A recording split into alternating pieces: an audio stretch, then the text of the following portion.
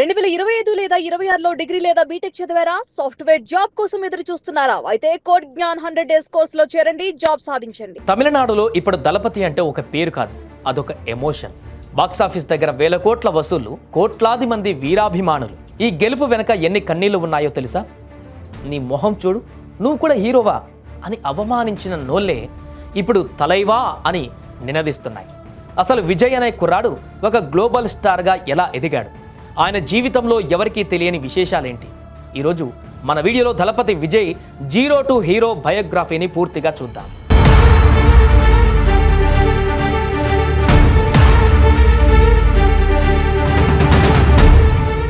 విజయ్ తండ్రి ఎస్ఏ చంద్రశేఖర్ ఈరోజు ఒక పెద్ద డైరెక్టర్ కావచ్చు, కానీ ఒకప్పుడు ఆయన పరిస్థితి చాలా దయనీయంగా ఉండేది. చెన్నైలో కనీసం బాత్రూమ్ కూడా లేని ఒక చిన్న ఇరుకు గదిలో ఆ కుటుంబం గడిపేది.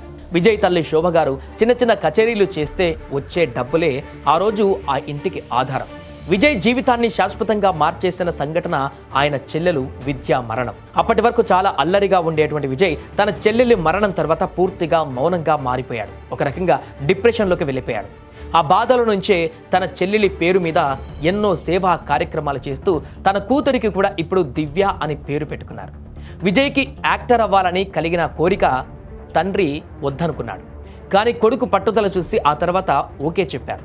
అంతేకాకుండా తనకున్న పరిచయాలతో అప్పట్లో చాలామంది దర్శకులకు తన కొడుకుతో సినిమా తీయాలని కూడా విజ్ఞప్తి చేశారు. కానీ ఎవరు కూడా ముందుకు రాకపోవడంతో తానే సొంతంగా 60 లక్షలు అప్పు చేసి నాలయ్య తీర్పు అనే సినిమా తీశాడు.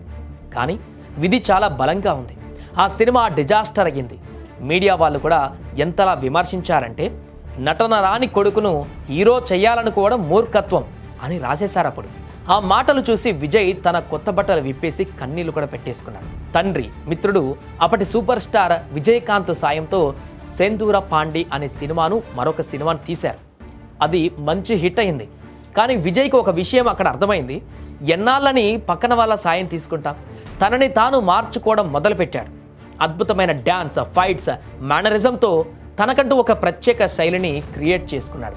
కెరీర్ పీక్స్లో ఉన్నప్పుడు తన వీరాభిమాని అయిన సంగీతను ప్రేమించి పెళ్లి చేసుకున్నాడు. కొడుకు జేసన్ సంజయ్, కూతురు దివ్యలతో ఆయన లైఫ్ ఇప్పుడు సెట్ అయింది. ఇక సినిమాల విషయానికి వస్తే ఖుషి, గిల్లి, పొక్కిరి సినిమాలతో విజయ్ రేంజ్ మారిపోయింది. నాడు థియేటర్లలో విమర్శలు చూసి ఏడ్చిన అదే విజయ్ ఇవాళ లక్షలాది మంది ముందు గర్వంగా నిలబడుతున్నాడు. సినిమా సామ్రాజ్యాన్ని ఏలిన ఈ దళపతి ఇప్పుడు తమిళగా వెట్రి కలగం పార్టీతో రాజకీయాల్లోకి అడుగుపెట్టారు. అక్కడ కూడా ఆయన సక్సెస్ అవుతారో లేదో కాలమే నిర్ణయించాలి. ఆశయం బలంగా ఉంటే అవమానాలే విజయానికి మెట్లు అవుతాయని నిరూపించిన దళపతి విజయ్కి ఆల్ ది బెస్ట్ చెప్తూ ఈ వీడియో నచ్చితే లైక్ చేయండి, షేర్ చేయండి. మరిన్ని వీడియోస్ కోసం సబ్స్క్రైబ్ చేసుకోండి.